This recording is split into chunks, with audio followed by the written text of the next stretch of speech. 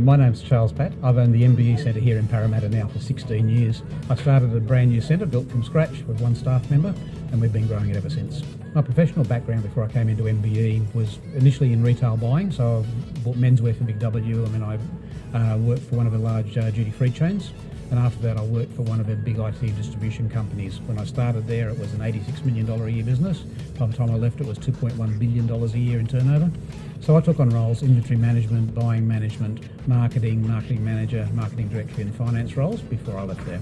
I really like the business mix in MBE, the mix of printing, of couriers and mailboxes. And the fact that it's that broader range of businesses I find is really good. And I also really like the customer set, the fact that it's a business-to-business environment where I'm dealing with business people all the time. Oh, I love the customers, I love the staff. It's a really great area, so it's a home away from home. You've got to have a sales mindset because you do need to be developing business. You don't need to be a hardcore cold calling salesperson. You don't need to do that. You need to build relationships, and so I find that working through networking groups, like I'm in BNI, that works for me, but there are plenty of other competitors to that. Chambers of commerce and just getting to know the businesses in the area. If you get to know them and they get to know, like and trust you, they'll do business with you. It's very broad for me, having been here 16 years.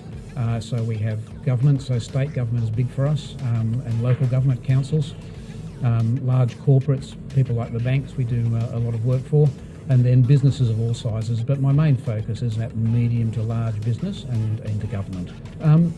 I guess it's my mindset. I like doing a smaller number of larger jobs, so I really enjoy being able to bring in those bigger customers, and I like the relationships that I get with those bigger customers as well. They've got a different approach to business. The first mistake and the biggest mistake was getting too big a shop. This shop that I'm in here now is 175 square metres, and that's probably twice the size it needed to be when I first started out.